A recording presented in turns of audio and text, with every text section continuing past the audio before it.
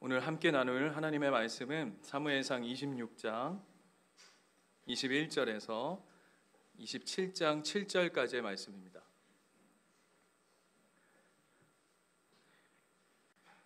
구약성경 455면 정도 될 것 같습니다. 사무엘상 26장 21절에서 27장 7절까지의 말씀입니다.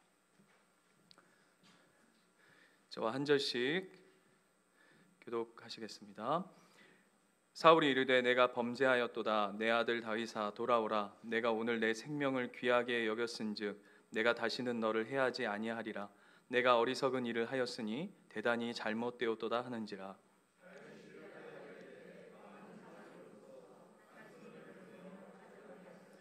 여호와께서 사람에게 그의 공의와 신실을 따라 갚으시리니 이는 여호와께서 오늘 왕을 내 손에 넘기셨으되 나는 손을 들어 여호와의 기름 부음을 받은 자 치기를 원하지 아니하였습니다.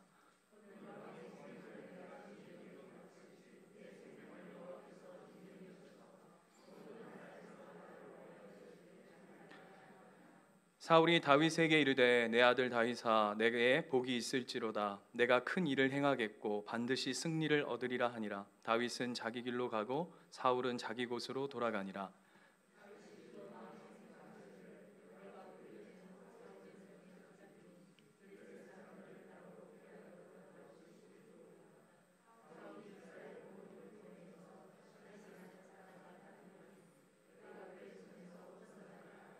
다윗이 일어나 함께 있는 사람 600명과 더불어 가드 왕 마옥의 아들 아기스에게로 건너가니라.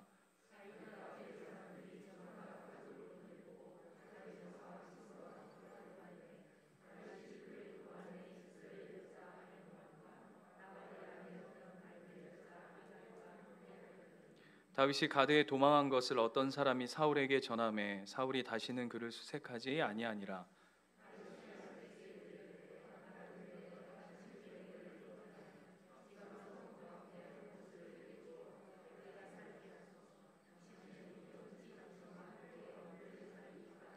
아기스가 그날에 시글락을 그에게 주었으므로 시글락이 오늘까지 유다 왕에게 속하니라. 다윗이 블레셋 사람들의 지방에 산 날 수는 1년 4개월이었더라. 아멘. 우리가 살아가다 보면 우리에게는 익숙함이라는 것이 있습니다. 우리 옆에 분 한번 이렇게 한번 바라보실까요? 익숙한 분이죠? 익숙함은 늘 우리에게 두 가지 마음을 줍니다. 첫 번째는 뭐냐 하면 익숙하기 때문에 평안합니다. 그죠? 그리고 두 번째, 익숙하기 때문에 불편합니다. 이해되십니까? 옆에 분 다시 한번 보시죠. 여러분은 불편함입니까? 평안한 익숙함입니까? 짜여진 답변 감사하고요. 그 평안함 속에 그래서 우리가 그런 이야기들 참 많이 하는 것 같아요. 이렇게 어디 여행을 다니거나 밖에 오랜 시간들을 밖에 나갔다가 돌아오면 다들 동일되게 하는 고백이 뭐죠?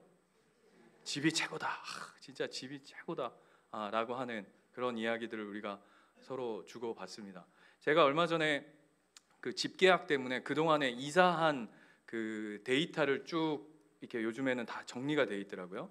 저희 와이프가 그 숫자를 보더니 이렇게 세 보더니 기절초풍하더라고요. 제가 무려 36번을 이사를 했더라고요. 이렇게 따져 보니까 거의 1년에 한 번씩 한 꼴이 되더라고요. 저에게 있어서 이사, 이 뭔가를 익숙한 것을 두고 떠나야 한다는 게 참으로 힘들었던. 그래서 제 인생의 어린 시절에 제일 힘들었던 게 뭐냐면 전학 가는 거였습니다. 또 전학 가서 새로운 친구를 또 사귀어야 하고, 그리고 또 지역도 서울에서 서울 이렇게 가면 얼마나 좋아요, 그죠? 그런데 서울에서 대구, 대구에서 서울. 그러니까 좀 사투리 익힐만 하면 서울로 가고, 또 표준말 쓸만 하면 대구로 가고, 이런 일들 속에서 쉽지 않은 시간들을 보내왔던 것 같아요. 여러분 그 스위스 작가이면서 의사인 분 중에 폴 트루니에라고 아마 들어보신 분 계실 거예요. 그분이 쓴 모험으로 사는 인생이라는 책에 그런 대목이 있습니다. 우리의 인생은 하나님이 지휘하시는 모험이다. 그러니까 우리의 인생은 하나님이 지휘하시는 모험이다라는 그런 문구가 있어요. 여러분, 여러분의 인생은 모험입니까? 위험입니까? 여러분의 인생 살아온 시간 속에 나는 하나님 앞에서의 모험의 인생이었는지, 아니면 내 인생이 진짜 덴저러스하다, 나는 진짜 모험의 인생이다 생각하시는지, 한번 어떤 인생이 진짜 모험의 인생이고 어떤 인생이 위험한 인생인지 우리가 오늘 이 다윗의 삶을 통해서 함께 좀 살펴보려고 하는데요. 우리가 그동안 사무엘에서 쭉 쫓아오면서 다윗의 인생을 잘 들여다보면 모험의 연속 아닙니까? 모험의 연속. 그리고 이 다윗도 나중에 시편의 수많은 고백들 속에 그 모험을 자신의 인생에 있어서 위험이었다고 고백하지 않고 그것은 모험이었다, 하나님 나에게 허락하시는, 아까 폴 투리니에가 얘기했던 것처럼 하나님이 지휘하시는 내 삶의 모험이었다라고 고백하는데, 이 모험의 인생이 어떻게 또 세워져 가는지 우리가 한번 살펴보고자 합니다. 지난주에 다윗이 사울을 2번 살려준 이야기들을 우리가 살펴보았습니다. 그러면서 사울에게 다윗이 간곡히 부탁한 내용들이 있었습니다. 그게 무엇이었냐면 뭐였죠? 기억나십니까? 나를 이스라엘 땅 어떤 그냥 귀퉁이 한 모퉁이여도 좋으니까 여기서만큼은 제발 쫓아내지 말라. 그게 몇 절에 있었냐면 19절 한번 보실까요? 지난주 말씀인데 기억하시죠? 19절 보시면 이렇게 되어 있어요. 원하건대 내 주 왕은 이제 종의 말을 들으소서. 만일 왕을 충동시켜 나를 해하려 하는 자가 여호와시면 여호와께서는 재물을 받으시기를 원하나이다. 이거 지난주에 살폈죠. 만일 사람들이면 그들이 여호와 앞에 저주를 받으리니 이는 그들이 이르기를 너는 가서 다른 신들을 섬기라 하고 나를 쫓아내어 여호와의 기업에 참여하지 못하게 함이니라 라고 얘기하면서 다윗이 왜 이방 땅으로 가지 않고 이스라엘 땅에 머무르고자 하며 그 마음, 나를 제발 하나님 앞에서 쫓아내지 말아 주시옵소서라고 하는 그 간곡한 마음을 전했던 것을 우리가 보게 되죠. 그것이 가지는 의미, 나는 그래도 하나님의 약속의 땅에 이런 거 있잖아요. 우리 여러분 처음에 이렇게 결혼하시면 물론 처음 시작이 남다르게 시작하시는 분들도 있지만 어렵게 결혼 시작하면 진짜 단칸방, 그렇죠? 연탄불 떼고 이랬던, 저는 안 그랬습니다만, 그렇게 시작한 진짜 한평 둘이 딱 누우면 이렇게 옆으로도 못 들어 누울 것 같은 표정들이, 나는 한 번도 그런 곳에 살아보지 않았다 하는 표정인데, 그런 곳에 있을지라도 그래도 거기가 행복하죠. 왜죠? 지금은 아니에요. 지금 얘기하는 게 아니고, 지금은 대궐같이 살아도 평안하게 따로 각방 써도 힘든 이 시기고, 처음에 진짜 막 둘이 막 팔 막 서로 다는 그 코딱지만한 방에 살아도 그때가 너무 행복하잖아요. 왜요? 사랑하는 사람과 함께 할 수 있으니까.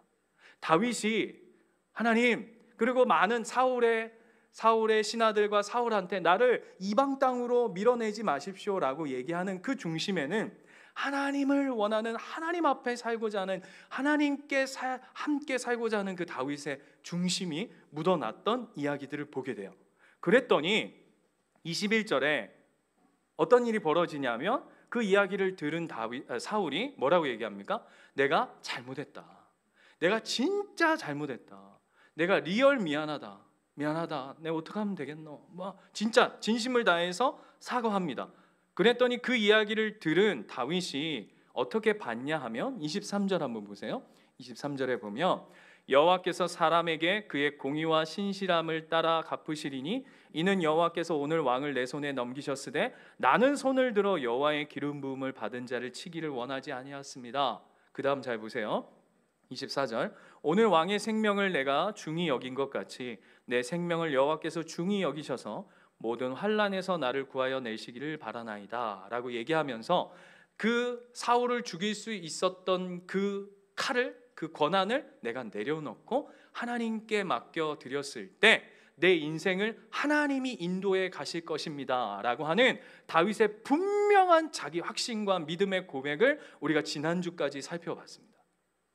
그리고는 25절에 그 이야기가 어떻게 해피엔딩으로 끝나냐 하면 사울이 다윗에게 이르되 내 아들 다윗아 내게 복이 있을지로다. 너무 좋죠?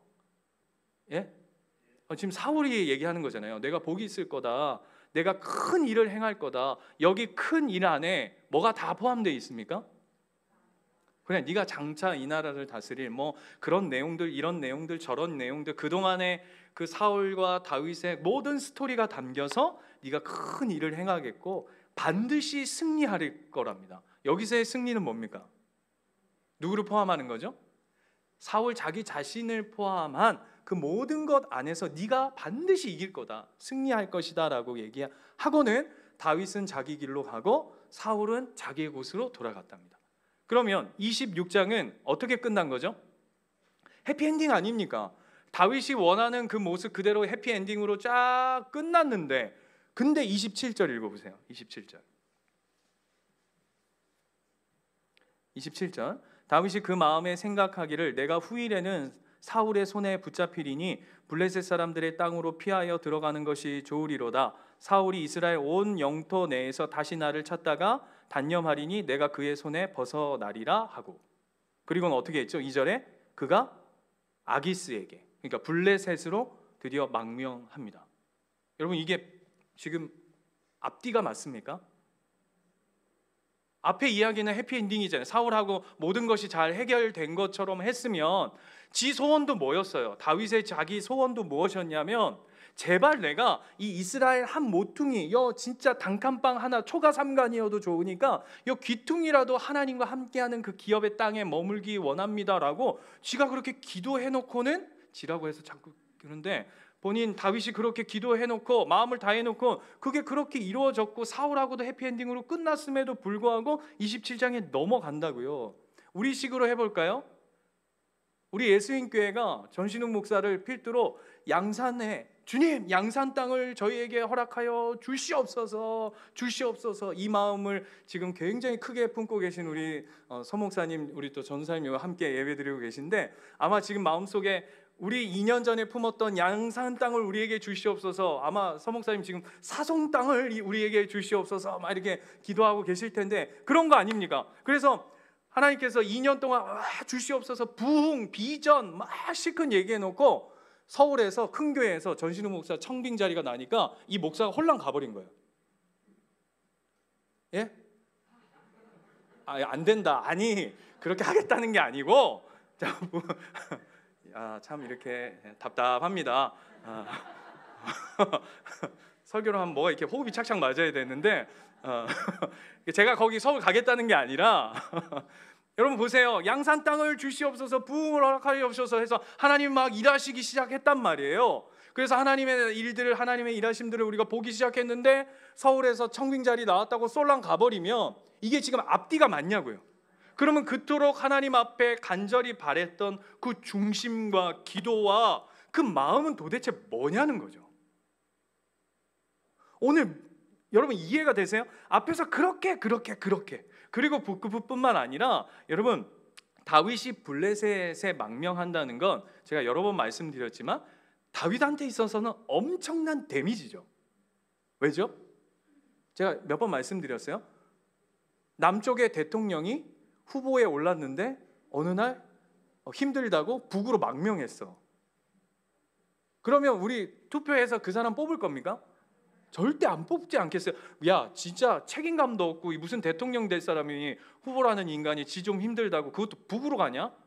이 말이 되나? 라고 하는 것처럼 다윗이 블레셋에 망명한다는 것은 자기가 그동안에 했던 이야기와도 모순되어질 뿐만 아니라 앞으로의 미래적 삶을 살아가는 하나님 이스라엘 땅의 왕으로 기름 부으신 사건 속에서도 모순되어지는 사건이란 말이에요. 질문이요. 그럼 왜요? 왜죠? 왜 이토록? 여기에 나와 있어요. 1절에 다윗이 그 이유를 스스로 얘기해요. 뭐라고 얘기하냐면 다윗이 그 마음에 생각하기를 내가 후일에는 사울의 손에 반드시 붙잡힐 것이다. 블레셋 사람들의 땅으로 피하여 들어가는 것이 좋고 사울이 이 이스라엘 온 영토 내에서 나를 찾지 못하면 그제서야 뭐 한다고요?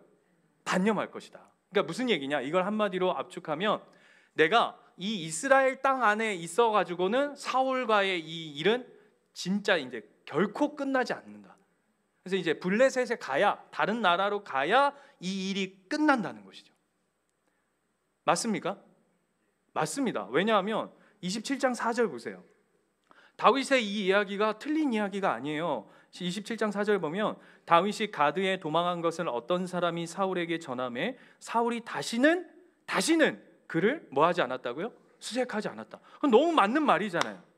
그런데 이거는 현상적 결론이고 앞에 이야기하고 너무 맞지 않는 다윗의 모습 속에서 띠용해야죠. 왜 이러냐고. 제 친구 중에 얼마 전에 누구냐고, 친구 목사인데 누구냐고는 관심 갖지 말아 주십시오. 제 친구 목사가 있는데 한 교회에서 무려 10년이 넘게 사역을 했어요. 부교육자로. 그러니까 저랑 나이가 같으니까 30대 아닙니까? 아멘. 감사하고요. 그러니까 20대, 30대, 죄송해요. 30대와 40대 초반을 그 한 교회에다 다 쏟은 거 아닙니까? 그죠? 10년이 훌쩍 넘은 시간이라며. 그러니까 청춘을 그 교회에다 다 갖다 바친 거예요. 근데 저한테 뭐라고 하냐면 친구 목사가 이렇게 기도 요청이 왔어요. 뭐라 그러냐면 신우가 나를 위해서 좀 기도해 주래요. 그래서 무슨 기도? 내가 우리 담임 목사님하고 관계가 잘 회복되면 좋겠대요. 그래 알았어. 그래 네 담임 목사님하고 관계가 많이 안 좋구나. 그랬더니 나 참 많이 어렵다. 관계를 잘 정리하면 좋겠대요. 그래서 그렇구나. 관계가 잘 회복되면 좋겠대요. 그래서 그래 그거 위해서 기도할게. 그러고 있다가 좀 있으니까 전화 오니까 기도 응답이 됐다는 거예요. 목사님하고 너무 관계가 잘 원만하게 해결됐다는 거죠. 축하한다. 그러면 네가 이제 그 교회 이제 교회가 이렇게 큰 교회가 아니니까 그리고 그 전부터 이렇게 담임을 이렇게 넘겨실 거다. 이런 이야기가 이제 오고 가고 했었던 교회니까. 그러면 네 죄송해요. 목사지만 친구니까 네 그러면 그 교회 이렇게 새롭게 거기서 사역 하나 담임으로 그랬더니 뭐라 그러냐면 사임했다 이러는 거예요. 여러분 앞에 하고 뒤가 너무 안 맞죠? 앞에가 담임 목사님하고 참 관계가 잘 회복되면 좋겠고 그게 기도 제목이래요. 그래서 기도했어요. 친구가 잘 되면 얼마나 좋겠어요. 담임 목사님하고 원만하게. 저도 담임님 입장에서 부교육장 잘 지내야 돼요. 여러분 이게 중요한 기도 제목이거든요. 우리 또 목사님 계시지 않습니까? 우리 신 목사님 또 너무 동역이 돼가지고 너무 요즘 행복한데 이게 여러분 기도해 주십시오. 우리 교회 계속 이런 은혜가 흘러갈 수 있도록. 갑자기 격가지로 갔고 아버님 그런데 그럼 회복됐으면 잘 지내야 되잖아요. 그죠? 잘 지내고 거기서 사역 열심히 해야 되는데 사임했다는 거예요. 그래서 제가 왜 사임했어? 그랬더니 뭐라 그러냐면 이렇게 표현해요. 10년이 넘도록 그 교회에서 섬겼는데 교회를 떠난다는 건 너무 힘들더라. 그러니까 작은 우리 교회 정도보다 더 작거든요. 그러니까 진짜 가족 같은 교회죠. 그러니까 10년 넘게 그냥 목사와 성도 사이 이전에 그냥 한 가족 같은 거예요. 거기서 크고 거기서 결혼하고 거기서 아이 낳고 그렇게 살아온 교회인데 그런데 10년이 넘는 시간 속에 담임 목사님하고는 너무 힘든 거예요. 이거 이해되십니까? 너무 이 사역의 관계가 너무 힘든 거예요. 그런데 마지막 소원이 뭐냐면 내가 이 교회를 떠날 건데 목사님하고는 잘 마무리하고 떠나고 싶은 마음. 이 목사가 돼봐야 아는데 이게 교회하고는 잘 마무리하고 어쨌든 이거 아세요? 더 이상은 함께 할 수 없는데 이게 참 미치는 거예요. 더 이상은 함께 할 수 없을 것 같은데 관계는 잘 마무리하고 가고 싶은 다윗이 딱 지금 그거예요. 다윗이 어떤 마음이냐면 내 진짜 할 만큼 다 했다. 내가 이제 할 수 있는 모든 카드는 나는 이제 내가 할 수 있는 거 끝났어. 근데 여러분, 신앙생활 하면 언제 제일 힘들죠? 에? 내가 모든 걸 쏟았다 했는데 그건 어떤 현상과 상황은 그대로, 현실은 아무 균열도 없고 그대로, 아니면 더 심해지면 거기 앞에서 사람이 무너지는 법이거든요. 오늘 본문도 보시면 다윗이 왜 이렇게 이해되지 않는 결정을 했을까라고 할 때 저는 이 본문을 보는데 너무 와요. 너무 와. 자, 보세요. 아기스에게로 넘어가죠. 여러분, 아기스가 지금 우리 오늘 본문에서 처음 만나는 블레셋 왕이 아니죠. 언제 만났죠? 언제? 21장에 가면 다윗이 처음에 망명 시도를 하면서 뭐 했죠? 막 미친 척하면서 와, 이제 우리 교회 식구들이 이제 수준이 있어요. 이제 막 다 기억하시네. 막 침 질질 흘리면서 막 미친 척하면서, 제가 그때 한번 연기도 하고 했죠. 막 이렇게 막 이렇게 막 하면서 막 그 침 질질 턱에다 막 수염에다 막 흘리고. 그랬더니 아기스가 뭐라 그랬죠?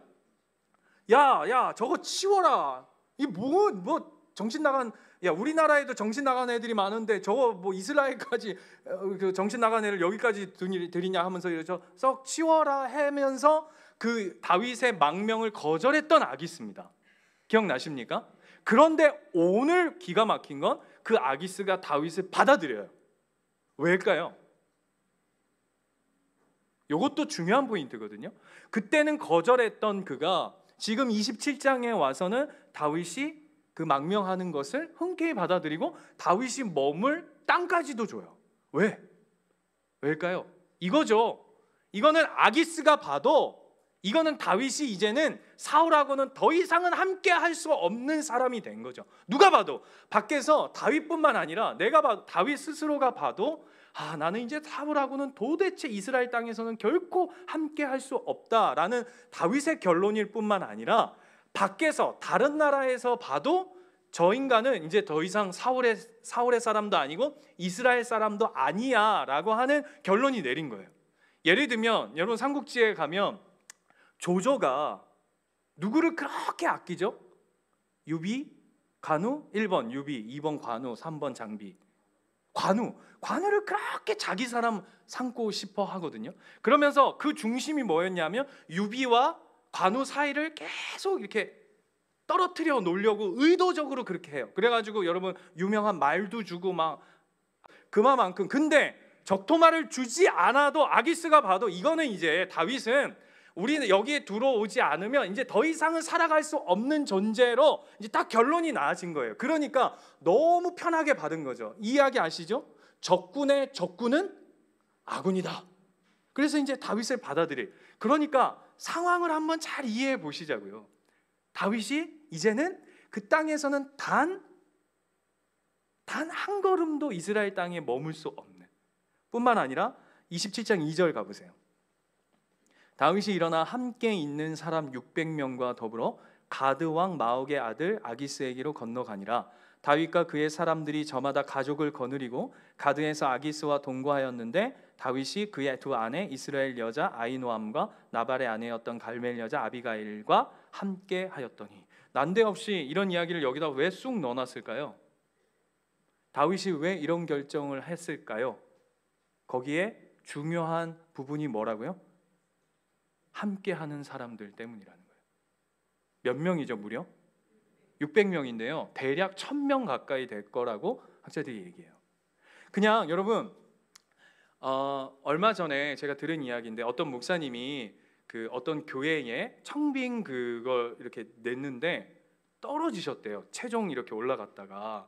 그래서 이제 그 목사님한테는 못 물어보잖아요. 목사님 왜 그 청빙이 안 되셨냐 못 물어봐서 제가 아는 분을 통해서 이제 소문을 들었더니 이런 이야기를 들었어요. 그 목사님이 자녀가 5이에요.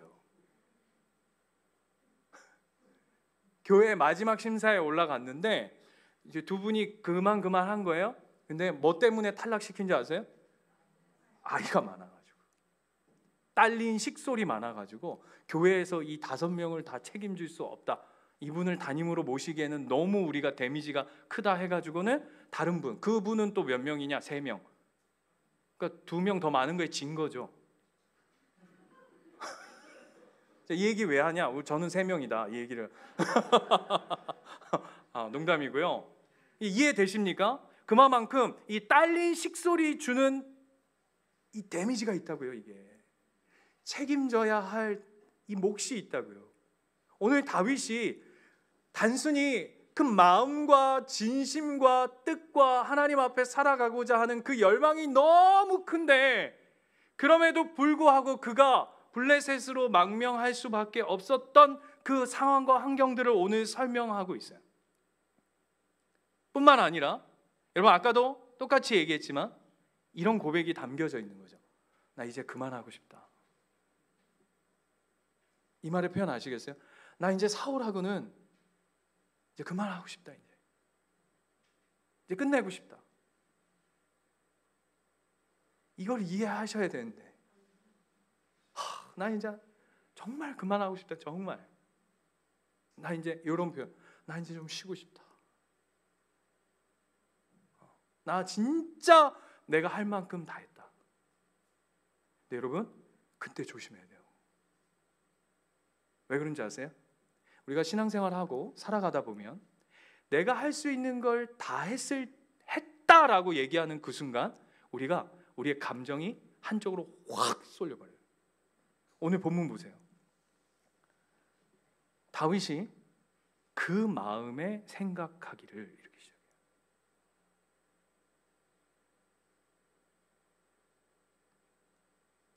이해되십니까? 이게 참 무서운 거예요, 여러분. 내가 진짜 할 거 다 했다. 나 진짜 사울 2번이나 살려줬잖아.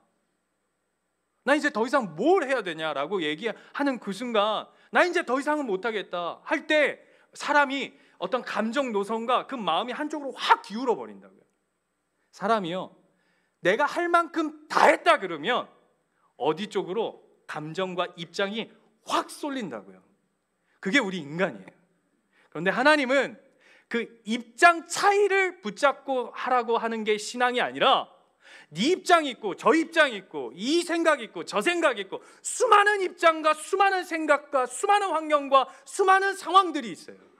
하나님이 우리에게 말씀하시는 건 네 입장이 이렇다, 네 상황이 이렇다, 내가 이렇다 저렇다, 그 얘기를 하라는 게 아니에요.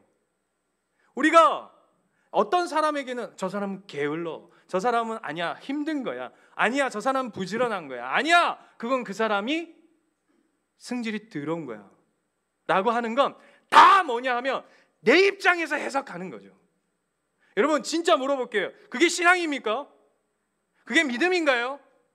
근데 우리는 그걸 다 내 중심으로 갖고 있죠. 그게 오늘 뭐냐 하면 다윗이 그의 마음에 생각하기를 해요.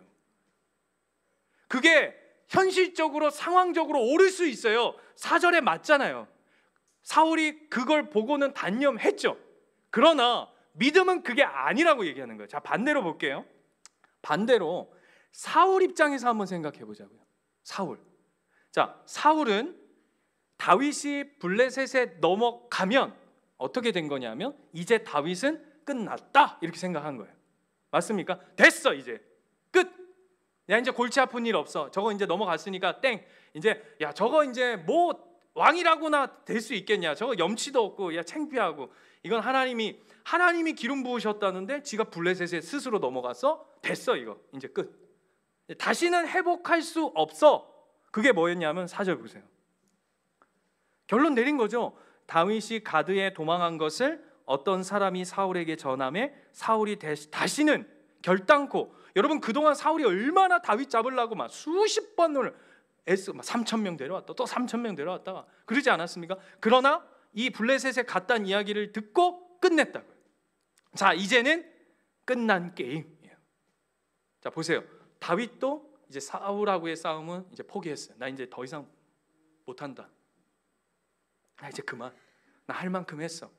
사울은요, 이제 됐다.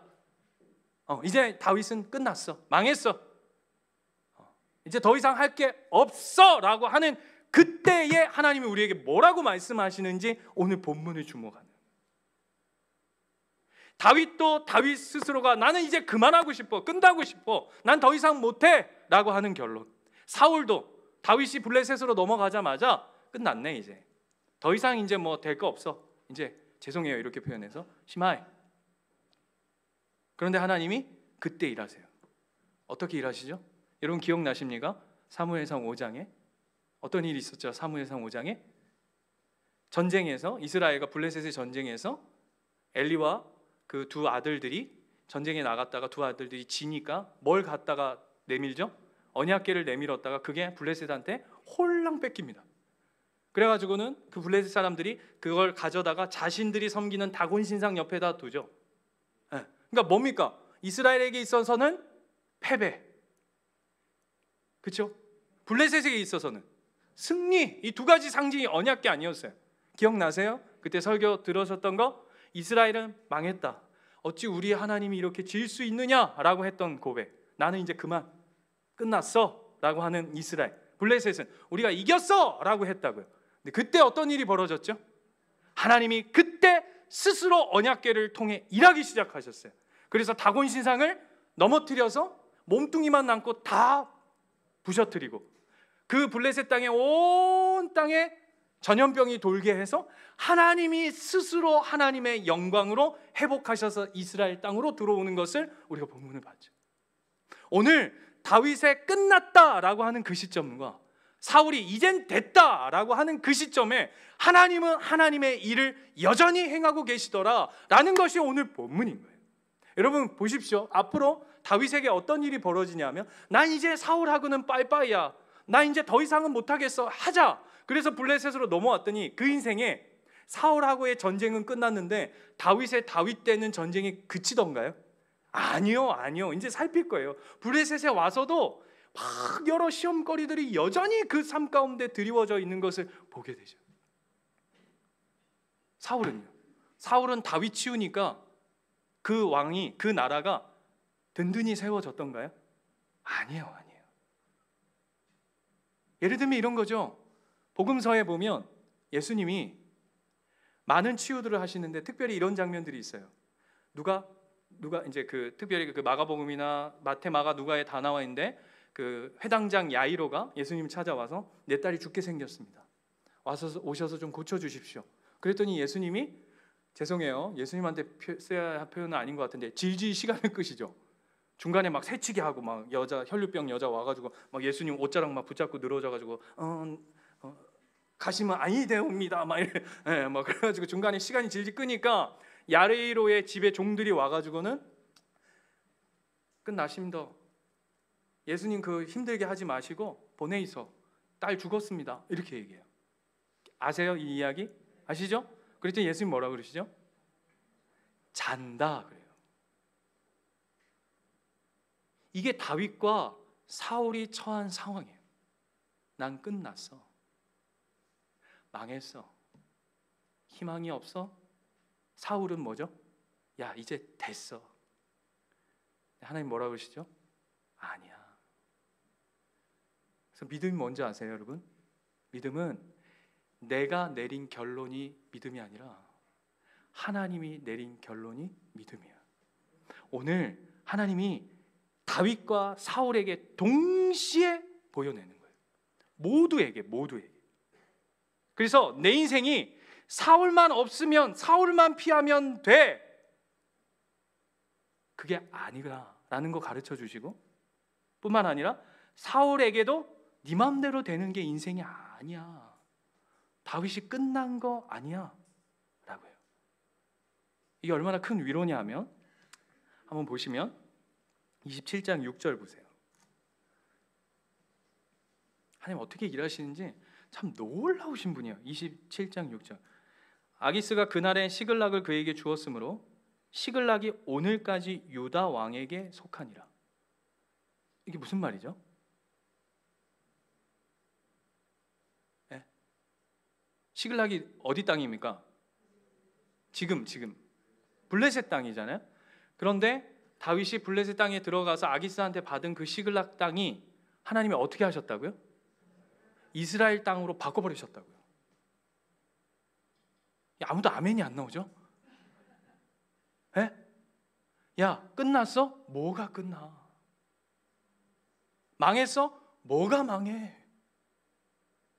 내가 결론 내게 해. 네가 땅이 필요해? 내가 블레셋 땅을 내 땅으로 빚어서 새롭게 만들어서 너한테 줄 수 있는 사람이야. 네가 그 땅에 있다고 나는 이스라엘 왕이라고, 나는 사울 입장이죠. 나는 이 땅에 머물러 있으니까 나는 이 땅의 왕이지. 웃기지 마. 네가 아무리 그 땅에 있어도 내가 너를 인정하지 않으면 너는 부질없는 인생이야. 그걸 가르치시는 거예요, 우리 인생 가운데. 여러분, 우리가 아까 얘기했죠. 뭘로 우리 인생의 평안함을 삼으세요? 뭐가 여러분의 인생에 두려움을 가지게 합니까? 땅입니까? 돈입니까? 통장입니까? 사람의 인맥입니까? 관계입니까? 오늘 그거 얘기하는 거 아니라 그러시잖아요. 네가 망하는 것 같아? 아니, 내가 널 붙들면 오늘 사는 거고, 네가 살았다 하나 내가 널 치우면 네 인생 그냥 아무것도 아니야. 오늘 하나님 그 얘기 하시는 거예요. 김요셉 목사님이라고 계세요. 아세요? 아십니까? 누구시죠? 누구시죠? 아무도 모르시잖아요. 김장한 목사님 아드님, 김장한 목사님 아드님인데, 김요셉 목사님이 엄마가 외국 분이고 아빠가 목사님이 우리나라 분이니까 얼굴이 이렇게 외국인처럼 생기셨어요. 보신 적 있으세요? 그래서 그분이 쓴 책 중에 예전에 제가 한번 봤는데 삶으로 가르치는 것만 남는다라는 책이 있어요. 그래서 참 좋은 책인데, 그 목사님이 에피소드를 한번 나눈 적이 있어요. 그게 뭐였냐면, 자기는 외형만 외국인이지 토종 한국 사람이란 말이에요. 이해되세요? 네. 그러니까 사람들이 보면 외국인이다. 그러면 선입견이 뭘까요? 영어 잘하겠네. 그렇죠? 초등학교 4학년 때 미국을 갔답니다. 미국을 갔는데 첫 수업에 갔는데 자기는 엄마가 외국인이니까 이게 영어를 하는 걸 들었기만 했지 뭐 이렇게 쓰고 이런 거를 한 번도 해본 적이 없어서 자기는 막 이제 벌벌벌벌 떨고 있었던 거예요. 교문을 들어가면서 하나님 앞에 이렇게 기도했대요. 하나님, 내가 오늘 이 문턱을 넘는데 시험 들지 않게 하여 주시고 시험 보지 않게 하여 주십시오. 막 이렇게 기도를 하면서 문턱을 들어서서 교실에 딱 앉았는데 첫 시간이 영어 시간이더래요. 근데 이제 또 숙이고 기도했대요. 하나님, 저에게 은혜를 주셔서 다른 사람들 시키고 저는 절대 시키지 않게 해 주십시오. 그랬는데 선생님이 요셉 킴, come here. 앞에 나와서 뭐 이제 시험 뭐 쓰세요 이러더래요. 올 것이 왔구나. 벌벌벌벌. 완전 나 이제 여기서 완전 창피 당하는구나. 이거 어떻게 해야 되나 막 벌벌벌 떨고 있는데 선생님이 이렇게 얘기하셨대요. 미스터 킴 맞죠? 미스터 킴. 내 이름 샤프. I'm 샤프. 한글로 샤프 써주세요. 이해되세요? 한글로 샤프라고 써달라고. 그랬더니 한국 사람이잖아. 그러니까 샤프 쓰는 거 초등학교 4학년이 뭐가 힘들겠어요. 샤프 이렇게 썼대요. 그랬더니 반 친구들이 다 야, 내 이름도 써줘. 뭐 제이미 뭐 난리가 난 거예요. 근데 칠판에 가득 썼답니다. 뭐 썼더니 학생들이 친구들이 와 대박 뭐 한글 쓴다 외국인이. 그들 입장에서 너무 웃긴 거잖아요. 네, 미국 사람이 한글을 너무 잘 쓰니까 우와 대박 그러면서 그 목사님이 그날 펑펑 우셨대요. 그러면서 뭐라고 고백하시냐면 그 선생님이 내 인생을 바꾸셨다. 제가 그걸 들으면서 여러분 선생님 한 분도 그 인생을 위로하고 응원하고 그 한글로 한번 써봐 라는 것 때문에 목사님의 인생이 세워져 가는데 여러분 하물며 우리 하나님이 우리의 인생을 망하게 두시겠냐고요. 너 그거 끝 아니야. 너 망하지 않아. 세상이 널 이겼다라고 얘기하는데 사울이 널 눌렀다고 얘기하는데 아니다. 내가 너와 함께해. 넌 결코 망하는 인생이 아니야. 오늘 설교 제목이 뭐죠? 결코 망하지 않는 인생. 그게 저와 여러분의 고백이에요. 여러분 보세요. 제가 이사를 36번 넘게 다녔어요.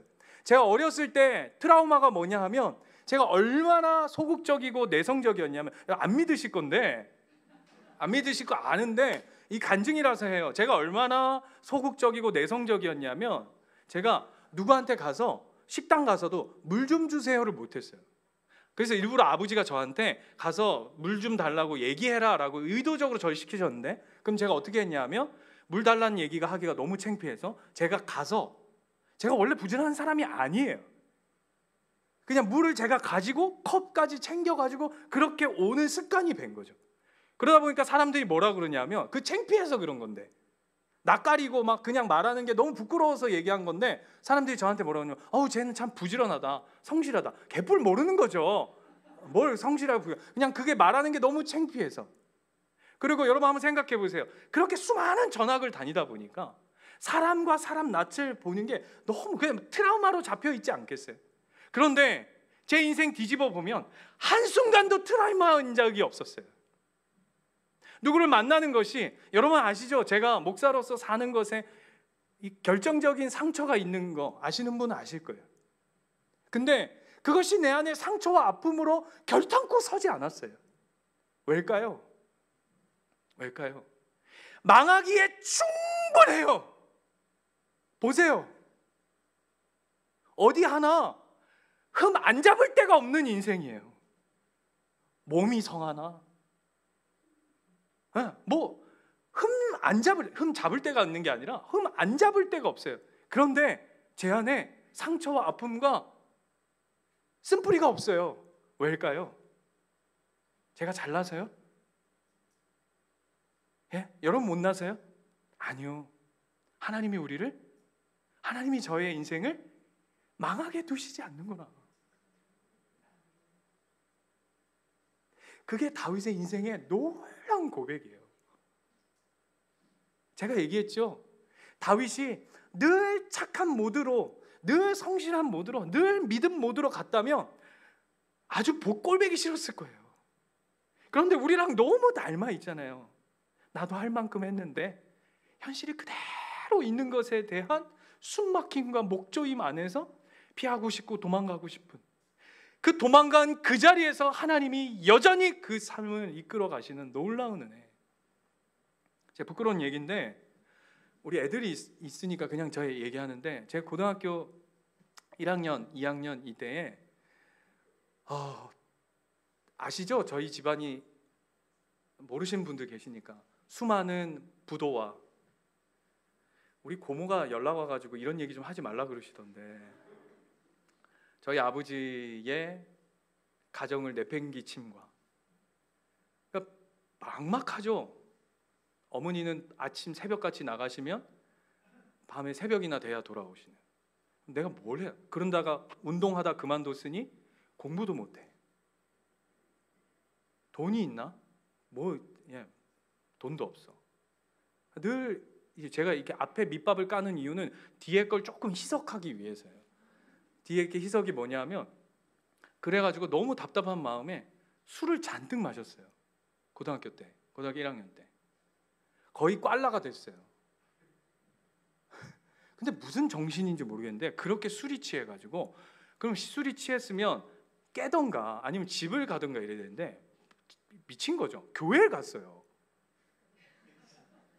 제가 그때 고등부 때 회장이었거든요. 그러니까 교회 회장이, 고등부 회장이 술 잔뜩 취해가지고 교회를 가는데, 교회를 가려고 간 건지 뭐 정신도 없어요. 갔는데 언제 정신 번쩍 들었냐면, 반대쪽에서 저희 목사님이 오시는 거예요. 근데 순간 진짜 번개 맞는 것처럼 이게 번쩍 깼어요. 이게 뭐 그 느낌 아십니까? 다 드셔보셔서 아시죠? 이게 번쩍 깼어요. 그러니까 완전 맨정신이 들어온 거예요. 그래서 순간 뭐라고 생각했냐면, 여길 떠야 된다. 이걸 피해야 된다. 저분이 날 보면 이제 우리 집에 소문 돌아갈 것이요, 교회 온 집에 소문이 돌 것인데 이걸 어떻게 해야 되나 해가지고 있는데, 그런 고민을 하고 있던 찰나에 잡힌 거예요. 목사님 저한테 이렇게 얘기하시더라고요. 신우가, 아이고야 그러시면서 그 다음 얘기가 중요해요. 괜찮다. 여 앉아봐라. 그러면서 뭐라고 그러셨냐면, 요거 술 깨고 집에 들어가자. 안 그러면 엄마 걱정하신다. 그러니까 엄마한테는 목사님하고 상담했다 얘기할게. 너 여기 좀 앉아봐라 그러시더라고요. 그러면서 딱 이 얘기 하셨어요. 거기다 대놓고 하나님 너 사랑해, 뭐 하나님이 널 뭐 좋아해 이런 얘기했으면 아마 저 귀 속에 아무것도 안 들어왔을 거예요. 근데 그 목사님 저한테 딱 한마디 하셨어요. 니네 집안이 망해도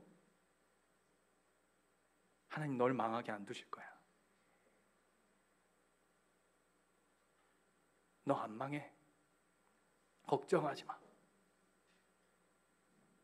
지금 네 인생이 앞이 캄캄해서 하나도 보이지 않는 인생일지라도 너 안 망해. 안 망해. 괜찮아. 그 이후로 제가 술 안 먹었어요. 지금까지 지키고 있습니다. 왜요? 하나님이 날 망하지 않게 하시는데 나 망하는 길로 가고 싶지 않은. 여러분 그 마음이에요. 우리 옆에 분하고 인사할까요? 눈으로 인사합시다. 결코 망하지 않아요. 왜 인사를 못하죠? 눈에서 안 망해요 여러분. 안 망해. 고린도후서 4장 8절 말씀 읽고 마치겠습니다.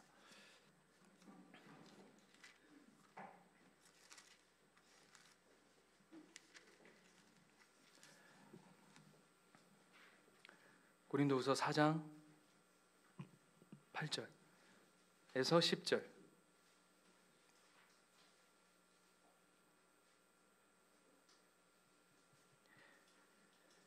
찾으셨죠? 우리 한 목소리로 8절, 9절, 10절 같이 한번 읽겠습니다. 시작.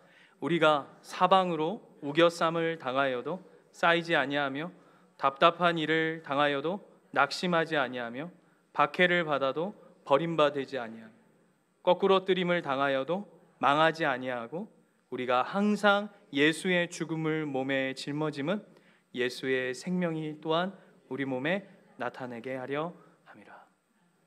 이것이 우리의 존재의 존재됨입니다. 기도합시다.